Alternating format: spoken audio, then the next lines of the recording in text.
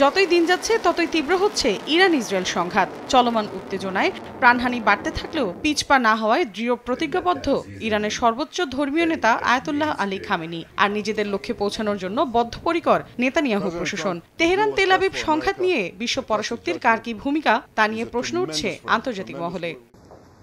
চলমান সংঘাতে ট্রাম্পকে সংযত হওয়ার আহ্বান জানিয়েছেন ব্রিটিশ প্রধানমন্ত্রী কিয়ার স্টারমার। স্থানীয় সময় বৃহস্পতিবার এক বিবৃতিতে তিনি বলেন, সংঘাত আরও বেড়ে যাওয়ার প্রকৃত ঝুঁকি রয়েছে। সব পক্ষকে কূটনৈতিক সমাধানের পথ খোঁজারও আহ্বান স্টারমারের। ইসরায়েলকে সামরিক সহায়তা বন্ধে প্রেসিডেন্ট ট্রাম্পের প্রতি আহ্বান জানিয়েছে মার্কিন ইহুদি সংগঠন Jewish voice for piece JVP. তারা জানায়, যুক্তরাষ্ট্রের পক্ষপাতদুষ্ট সামরিক সহায়তায় ইসরায়েল সরকার মধ্যপ্রাচ্যে যুদ্ধ অপরাধের প্রশ্রয় পাচ্ছে।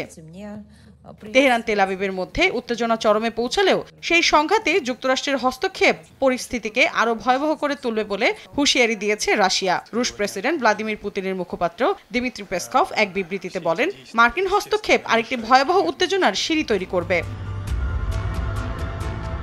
এরই মধ্যে ইসরায়েলকে মধ্যপ্রাচ্যের ক্যান্সার আখ্যা দিয়ে ইরানে চালানো সাম্প্রতিক হামলার তীব্র নিন্দা জানিয়েছে উত্তর কোরিয়া। এ বিষয়ে দেশটির পররাষ্ট্র মন্ত্রণালয়ের মুখপাত্র বলেন, ইসরায়েলি হামলায় বেসামরিক নাগরিক হত্যা মানবতার বিরুদ্ধে এক ক্ষমাহীন অপরাধ। দুই দেশের মধ্যে চলমান উত্তেজনার পরিপ্রেক্ষিতে অবিলম্বে যুদ্ধবিরতি চেয়ে জাতিসংঘ নিরাপত্তা পরিষদকে পদক্ষেপ নেওয়ার আহ্বান জানিয়েছে সংস্থাটিতে নিযুক্ত চীনের স্থায়ী প্রতিনিধি ফু কং। নিউ ইয়র্কের এক বৈঠকে তিনি বলেন, বেসামরিক মানুষের সুরক্ষা দিতে এখনই যুদ্ধবিরতি প্রয়োজন। এদিকে ইরানে নিজেদের দূতাবাস বন্ধ করে দিয়েছে অস্ট্রেলিয়া। সব কর্মকর্তা কর্মচারীদের সেখান থেকে সরে আসার নির্দেশনাও দেওয়া হয়েছে।